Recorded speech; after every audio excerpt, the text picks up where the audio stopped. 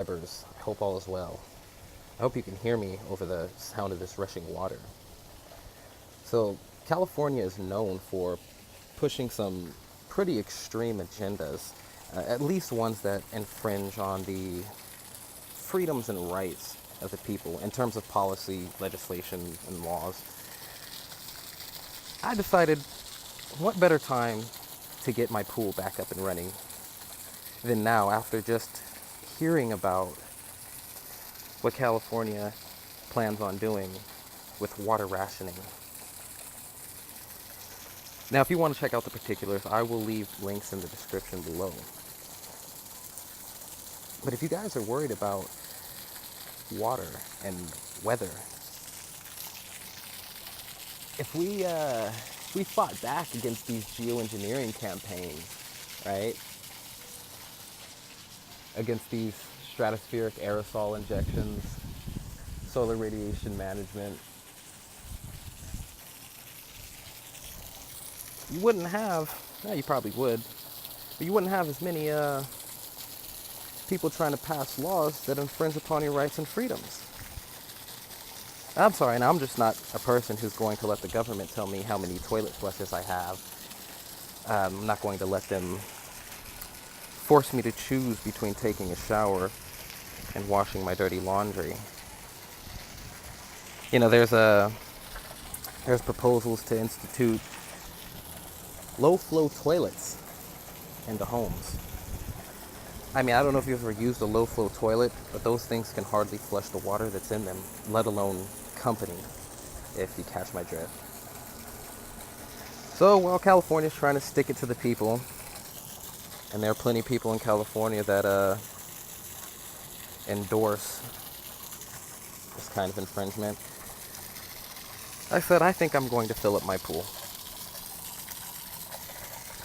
It had been green just for a little while, about 2 months or so, and I said I'm going to revive my backyard. I started with clearing up some of the foliage, cutting some plants down, getting ready to haul this stuff away, getting ready to replace this tattered fabric that the winter season didn't do too kindly. There's just high winds, and we're going to be doing some barbecuing, you know. Hopefully no infringements from Barbecue Becky, but she does have an invite. But anyway, just check this out, you know? There they go, laying some lines down. And it's not uncommon for this area to have 4, 5, even 6 of these aerosol injections overhead at any given time, and then spreading and fanning out. But anyway, what happened was we had a leak, so we did a drain and fill, some fixing here. Problem's being solved, and we're gonna have a pool again, much to the dismay of California voters. But think of this as a small way pushing back on the individual level. You know, really, if you want to be out there fighting the kind of tyranny that's traditionally, conventionally pushed through California nowadays, go out there and wake some people up. Anyway, California Carter, signing off. I'll probably have another video out this week.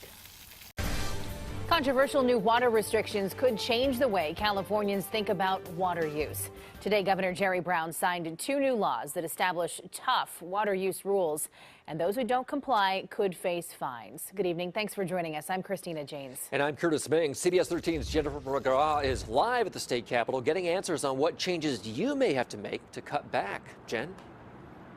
Yeah, Curtis and Christina, the drought officially ended in California of April of last year, but lawmakers say they want to prepare for the next one. And if we don't, the state could be in a severe water crisis. There will soon be more focus on flushes and scrutiny over showers. California is now the first state in the nation to enact tough new water efficiency standards. The controversial rules limit how many gallons a person can use inside their home per day. So that everyone in California is at least integrating efficiency into our preparations for climate change. So what are the new rules? In 2022, the new indoor water standard will be 55 gallons per day per person, and by 2030, it will fall to 50 gallons. I get it. I understand that we're trying to preserve, but 55 gallons a day with a child and just every day having to wash clothes, that's just, in my opinion, not feasible. I couldn't do it. My family is way too large. She likes to bathe 3 times a day, and she likes to do laundry all day. Just how many gallons of water do household chores take? An 8-minute shower uses about 17 gallons of water, a load of laundry up to 40, and a bathtub can hold 80 to 100 gallons of water. Now, retrofitting homes with water-efficient fixtures could help cut back. The average new home or new unit is 35 gallons per person per day. The new laws would also require water districts to perform stress tests of their water supply and curb loss due to leaks. Right now, we lose up to 30% of urban water just to leaks in the system. Agencies say fixing those and educating residents is key. We offer toilet rebates. We offer complimentary shower heads. We offer complimentary faucet aerators. Water districts who don't comply face fines up to $10,000 a day. The ultimate goal is to make conservation a way of life in California. Outdoor water use will also be listed in that new law. And as far as which region is going to get how much money, it will depend on the climate, and those factors will yet to be figured out. Jen McGraw at the Capitol for us tonight. Jen, thank you. And so here's the mainstream media article about the passage of this law. There will soon be more focus on flushes and scrutiny over showers with a new law signed in by the governor. California is now the first state in the nation to enact tough new water efficiency standards. The controversial rules limit how many gallons a person can use inside their home per day. So we have the state legislating what we can and cannot do inside the privacy of our own homes. That is the essence of a tyrannical government. So if you scroll down and you go to the top here, it says, so that everyone in California is at least integrating efficiency into our preparations for climate change. So this is all being done in the name of climate change and global warming. We are told there's not enough water, but then here that we have to allow every person in the world to come up here to use our water. Let's not forget that Arizona and Nevada are deserts, and they're not doing this. But California is, and there's water everywhere in this state. So what are the new rules?